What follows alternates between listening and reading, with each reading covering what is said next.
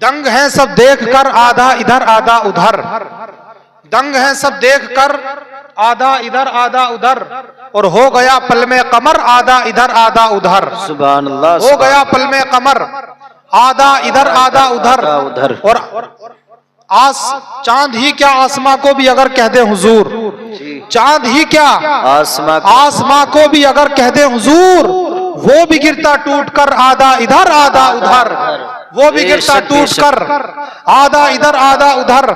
और शायर ने लिखा, बड़ा प्यारा शेर है, दुश्मनाने मुस्तफा को देख लेना पुल सिरात, दुश्मनाने मुस्तफा को देख लेना पुल सिरात, डाल देगा काट कर आधा इधर आधा उधर। दुश्मनाने मुस्तफा को देख लेना पुल सिरात, डाल देगा काट कर आधा इधर आधा उधर। और शायर ने लिखा, बड़ा प्यारा शेर आशिकों के लिए, जरा मोहब्बत से बोले सुभान अल्लाह। सुभान अल्लाह। एक तरफ मक्के की सरहद, एक तरफ शहरे नबी, एक तरफ मक्के की सरहद, एक तरफ शहरे नबी, काश होता मेरा घर आधा इधर आधा उधर, काश होता मेरा घर आधा इधर आधा उधर। अजीजान मोहतरम, मैंने आयत मुबारक पढ़ी, अल्लाह पाक जल्ल मज्दुल करीम कलाम मुकद्दस के अंदर इरशाद फरमाता है, 16वें पारे के आखिर की आयत है, वमन अअरज़ अन ज़िक्री फ़इन्न लहू मईशतन ज़ंका। और जिसने हमारे जिक्र से मुंह फेरा, हम उसकी जिंदगी को तंग बना देंगे। बेशक बेशक, हम उसकी जिंदगी को तंग बना देंगे। वनहशुरुहु यौमल क़ियामति अमा, और हम उसे क़ियामत के दिन अंधा करके उठाएंगे, क़ियामत के दिन अंधा करके उठाएंगे। वो रब की बारगाह में सवाल करेगा उठने के बाद, है मेरे मौला, मेरी तो दुनिया में आंखें थी, मैं तो बसीरत वाला था, मैंने तो बीनाई थी, ये क्या हुआ? वक़द कुन्तु बसीरा, वो कहेगा परवरदिगार, मैं तो दुनिया में आंखों वाला था, बसीर था, देखने वाला था, मेरी निगाह को क्या क्या ये हुआ क्या? कुरान में जवाब दिया जाएगा, कुरान में इसका जिक्र है, जवाब दिया जाएगा उसको कि तेरे पास हमारी निशानी आई, अदद का आयातुना फनसीतहा व कज़ालिकल यौम तुनसा, तेरे पास हमारी निशानी आई, तूने उन सबको झुठला दिया, तो आज तुझको भी जो है यहाँ पर इसी तरह की जिल्लत में तुझे मुब्तला कर दिया गया। अल्लाहु अकबर। अजीजान मोहतरम, यहाँ पर एक सवाल करता हूँ, अल्लाह के जिक्र से मोड़ने वाले, मुंह मोड़ने वाले आपको दुनिया बड़े बड़े मालदार, बड़े बड़े सेठ मिलेंगे। जी बिल्कुल। आप जाहिरी एतबार से देखोगे कि उनकी जिंदगी तंग नहीं है, मालो दौलत की बड़ी फरावानी है, मालो दौलत है, बिल्डिंगें हैं, बंगले हैं, इमारतें हैं, उसके बावजूद कुरान ने कहा कि जिसने हमारे जिक्र से मुंह मोड़ा, जनाब वाला तो कुरान कहता है हम उसकी जिंदगी को तंग बना देंगे। तो फिर इस तंगी का मतलब क्या है? हालांकि जाहिरी एतबार से तो लगता यह है कि मालो दौलत है, उनके पास बड़ी बड़ी बिल्डिंगें हैं, बंगले हैं, उसके बावजूद नमाज़ें तो है नहीं, कुरान की तिलावत है नहीं, तो फिर क्या मतलब कि जिंदगी तंग बना दी जाएगी?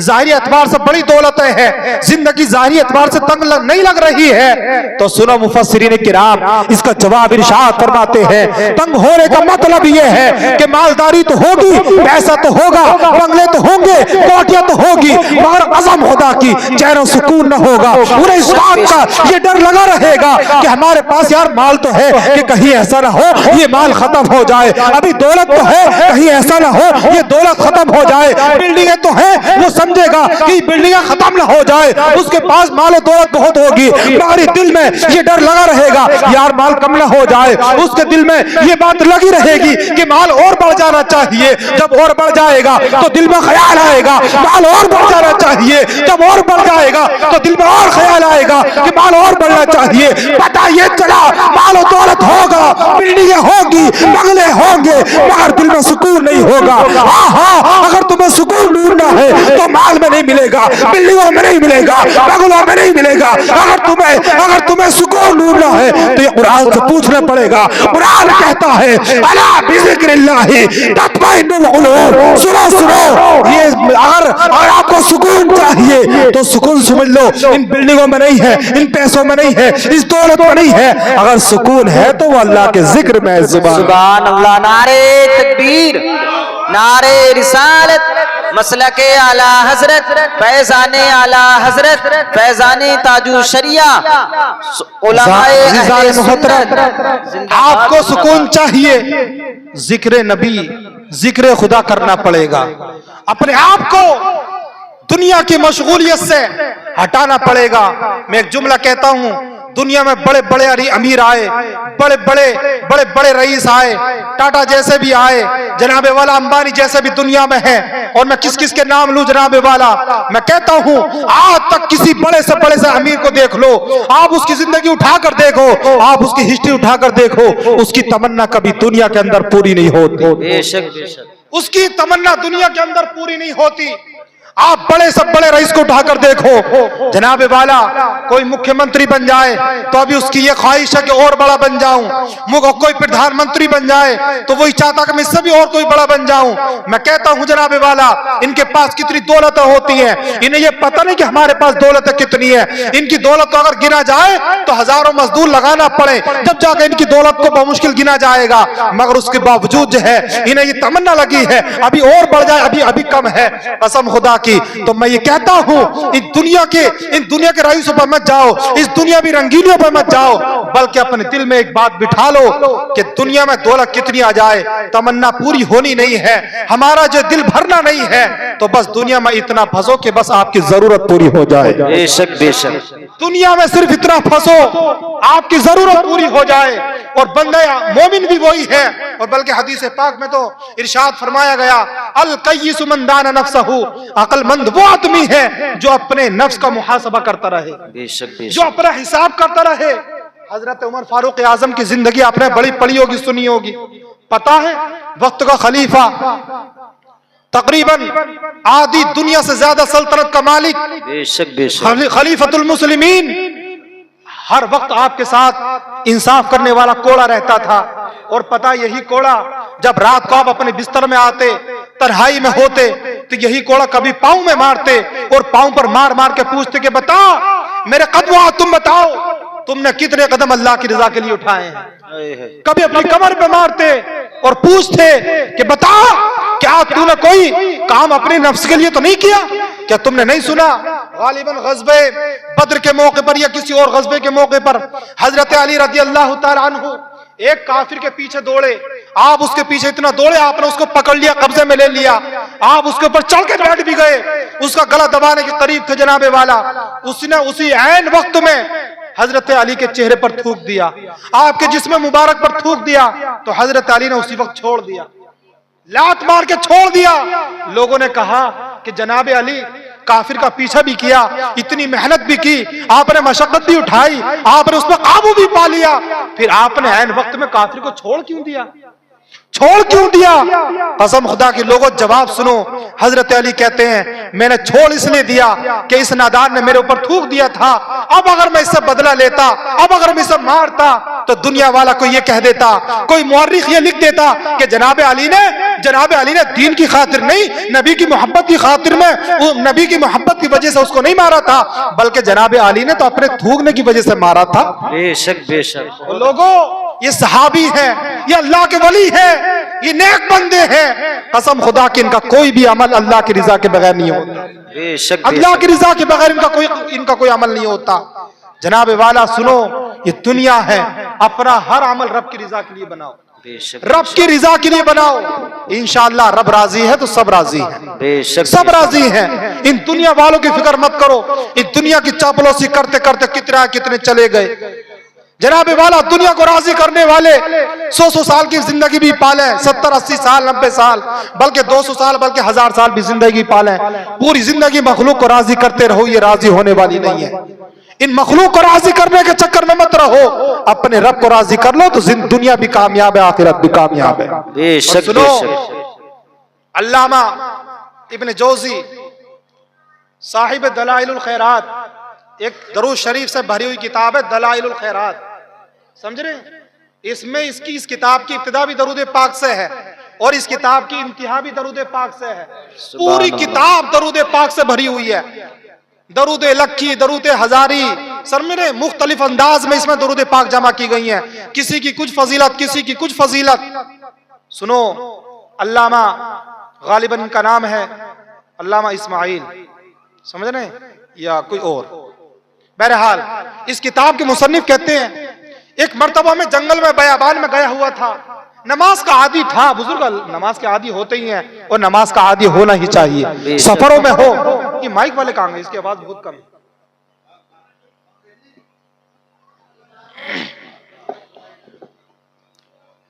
बुलाइए उनको, इसकी आवाज बढ़ाइए। दरूद पाक पढ़ें, अल्लाहुम्मा सल्ली अला सय्यिदिना व मौलाना मुहम्मद मुबारक वसल्लम सल्लल्लाहु अलैहि सल्लल्लाहु व सलाम अलैका या रसूल अल्लाह सल्लल्लाहु तआला अलैहि वसल्लम।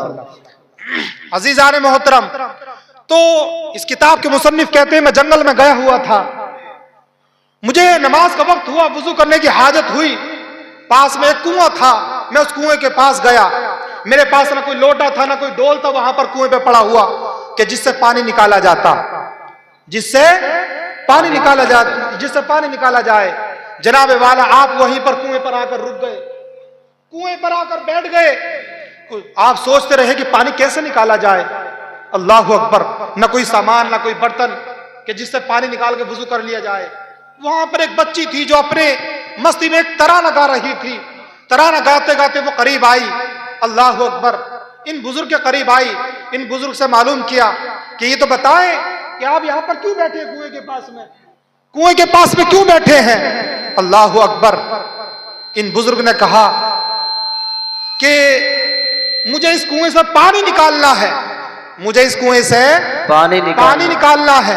और मैं सोच रहा हूं मेरे पास ना कोई लोटा है, ना कोई बर्तन है, ना कोई डोल है कि जिससे पानी निकाल लिया जाए ताकि नमाज अदा कर लूं, ताकि वुजू करके नमाज पढ़ लूं। अल्लाहु अकबर, वो छोटी सी बच्ची कहती है, तकरीबन 8-10 साल की बच्ची रही होगी।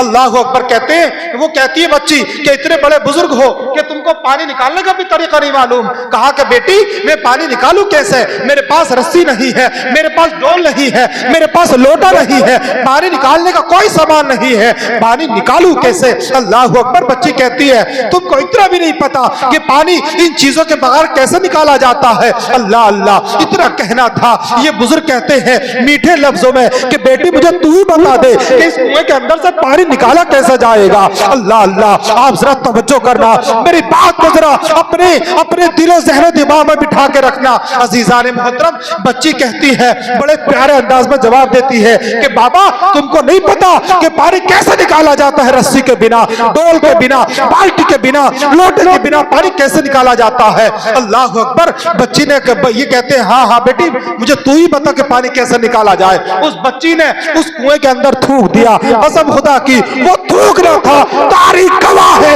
पता नहीं कि थूक पहले कि थूक शायद बाद में गया, पानी पहले उछलना शुरू हो गया। अज़ीज़ान मोहतरम, पहले पानी फौरन उछलना शुरू हुआ। सुनो सुनो, अल्लाह अकबर, इतनी देर के बाद में अब जब पानी उछलना शुरू हुआ, पानी बहुत बहने लगा। इन्होंने जो है अपना वुजू भी कर लिया, वुजू कर लिया जनाबे वाला। उसके बाद में पानी नीचे चला गया। अब ये बुजुर्ग कहते हैं कि बेटी तो मुझे ये तो बता दे ये पानी निकला कैसे, आखिर इतनी बरकत तेरे थूक में आई कैसे। तो बच्ची कहती है बाबा जान तुमको मालूम नहीं कि ये पानी निकला कैसे। कि नहीं नहीं बेटी मुझे नहीं मालूम, तू ही बता ये पानी निकला कैसे। अल्लाह अकबर, वो कहती है चूंकि मेरा एक मामूल है, मैं हमेशा दरूद शरीफ पढ़ती रहती हूँ, मैं हमेशा दरूद शरीफ पढ़ती रहती हूँ। अल्लाह पाक ने दरूद पाक पढ़ने की वजह से मेरी ज़बान ने इतनी बरकत दे दी है कि मैं जब चाहती हूँ कुएं से इसी तरह पानी निकाल लिया करती हूँ। सुभान अल्लाह, नारे तकबीर, नारे रिसालत, मसलके आला हजरत, फैजाने आला हजरत हुजूर सैयद महमूद शाह दादा मियां, नारे तकबीर, नारे रिसालत। सुभान अल्लाह, सुभान अल्लाह, माशाअल्लाह। अजीजान मोहतरम, दरूद शरीफ क्या समझते हो, ये बहुत बड़ा वजीफा है, बहुत बड़ा वजीफा है। किताब में आता है जो दरूद पाक का आमिल बन जाए उसकी जबान में परवरदिगार इतनी तासीर पैदा फरमा देता है, इतनी तासीर पैदा फरमा देता है, फिर अपनी जबान से जो दुआ करे रब की बारगाह में कबूल होती है, रब की बारगाह में कबूल होती है। और इतना ही नहीं, अल्लाह अकबर, हुजूर फरमाते हैं जो तुम में से चाहता है कि क़यामत के दिन सबसे करीब मेरे रहे, उसे मेरा पड़ोस नसीब हो, हुजूर फरमाते हैं उसे चाहिए कि मुझ पर दरूद पाक को लाजिम कर ले, उसे चाहिए कि मुझ पर दरूद पाक को लाजिम कर ले। अजीजान मोहतरम, आज दरूद और सलाम पर फतवे लगाए जाते हैं, शिरक की बातें कही जाती हैं। ये इस किताब के मुसन्निफ कहते हैं, जब मैंने उस बच्ची की ये मीठे मीठे लफ्जों से ये जब बात सुनी ना, उसी दिन से मेरे दिल में ये ख्याल पैदा हुआ, अब मैं किताब लिखूंगा, अब मैं एक किताब ही लिखूंगा पूरी दरूद शरीफ की फजीलत पर। सुभान अल्लाह, पूरी किताब दरूद शरीफ की फजीलत पर लिख दी, दलाइलुल खैरात शरीफ। अल्लाह अकबर। इस किताब को पढ़ा करो, इस किताब को अपने घरों में रखा करो, इसको चूमा करो। ये किताब बड़ी मुकद्दस किताब है, बड़ी मोहतरम किताब है अजीजान मोहतरम। और सुनो, ये लोगों ने आज ईमान की मिठास समझी क्या है? लोगों को ईमान की मिठास है क्या? इधर आ जाए, इधर आ जाए, इधर आ जाए, इधर आ जाओगे मौलाना मारूफ साहब, इधर आ जाए। समझ रहे? ईमान की मिठास बड़ी अहम चीज है।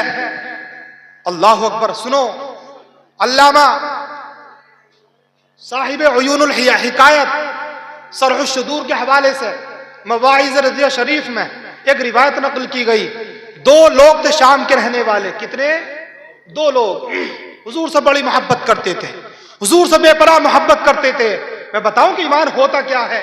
आज लोग चंद दुनियावी सिक्कों के बदले अपने ईमान के सौदे कर रहे हैं, ईमान को बेच रहे हैं। कसम खुदा की ईमान होता क्या है?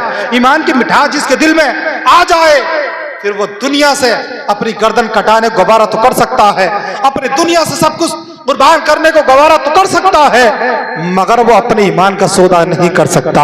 आज देख लो, आज फिलिस्तीन को उठाकर देखो, आज फिलिस्तीन की हिस्ट्री देखो, आज फिलिस्तीन के बच्चे बच्चे को देखो, आज फिलिस्तीन के नौजवान को देखो, आज फिलिस्तीन के बूढ़े को देखो। जनाबे वाला, क्या वजह है? अपने ईमान की खातिर, अपनी मस्जिद की हिफाजत की खातिर, अपने कुरान की हिफाजत की खातिर, अपने इस्लाम की हिफाजत की खातिर अपनी जान दे रहे हैं, अपनी जान को कुर्बान कर रहे हैं, अपने बच्चों की कुर्बानियां दे रहे हैं, अपने छोरों की कुर्बानियां दे रहे हैं। मगर कसम खुदा की वो दुनिया वालों को ये बता रहे हैं कि वो कोई और होगा जो अपना ईमान दे देगा, वो कोई और होगा जो अपना ईमान दे देगा। नबी का चाहने वाला नबी पर जान दे देगा। सुभान अल्लाह भाई, सुभान अल्लाह, जिंदाबाद। चाहने वाला नबी पर जान दे देगा। जनाबे वाला, ये ईमान होता है। एक मस्जिद की हिफाजत की खातिर अपनी जानें दे दी। आज वहां पर 50,000 से ज्यादा लोग जो है अपनी जानों को कुर्बान कर चुके हैं। आपने कैसी कैसी क्लिप्स देखी होंगी कि उन शुहदा की लाशों से बेहतरीन खुशबू आ रही है। जनाबे वाला, आपने ये सब क्लिप देखी होंगी। ऐसी ऐसी खबरें आई कि किसी का चेहरा मुस्कुरा रहा है बाद इंतकाल, किसी का चेहरे पे, किसी के चेहरे पे हंसमुखी के आसार है। जनाबे वाला, और बात यहीं तक नहीं, किसी के जिस्म से खुशबू आ रही है। मगर कसम खुदा की, आज आप देखो, दुनिया मिसाल दिया करेगी, हिस्ट्री में लिखा जाएगा कि ईमान की हिफाजत अगर तुम्हें सीखना हो, ईमान कैसे बचाया जाए, तो फिलिस्तीन वालों से सीखो, फिलिस्तीन वालों से सीखो। घरों को छोड़ दिया, हिजरत हो गई, आज खेमों में है। जनाबे वाला, आज वो जंगलों में पड़े हैं, मगर कुरान की तिलावत हो रही है, कुरान पढ़ा जा रहा है, नमाजों की हिफाजत हो रही है, नमाजों के पाबंद है, कुरान की तिलावत के पाबंद है। कसम खुदा की, इसी को कहा जाता है ईमान। मुल्क शाम के दो रहने वाले लोग ये अल्लाह की खातिर जिहाद क्या करते थे, समझ रहे? रूम के बादशाह ने इनको एक दिन इनको जो है कैद करवा लिया। रूम के बादशाह ने इनको कैद करवा लिया। मैं अपनी बात को इख्तिताम की तरफ लेके जा रहा हूं, अभी और भी आपको सुनना है। हमारे भाई जनाब हजरत क्या नाम, हसन रजा साहिब किबला, अल्हम्दुलिल्लाह, आपको उनका भी बड़ा बेहतरीन कलाम सुनना है। तो जनाब वाला, ये मुल्क शाम के रहने वाले जिहाद क्या करते थे अल्लाह के लिए, समझ रहे? जिहाद क्या करते थे, जरा देखें। इनको कैद कर लिया गया। जब इनको कैद किया गया ना, तो बादशाह ने कहा कि तुम्हारे सामने दो शर्तें हैं, या तो तुम इस्लाम को छोड़ो, हम तुम्हें बादशाहत भी देंगे, अपनी बेटियों से शादियां भी कराएंगे, समझ रहे हैं? और अगर तुम ऐसा नहीं कर सकते हो, ऐसा नहीं करते हो, तो फिर तुम्हें अपनी जान से हाथ धोना पड़ेगा। अल्लाह अकबर। इनके सामने ये सारी बातें रखी गई। इन नौजवानों, ये 3 भाई थे, समझ रहे?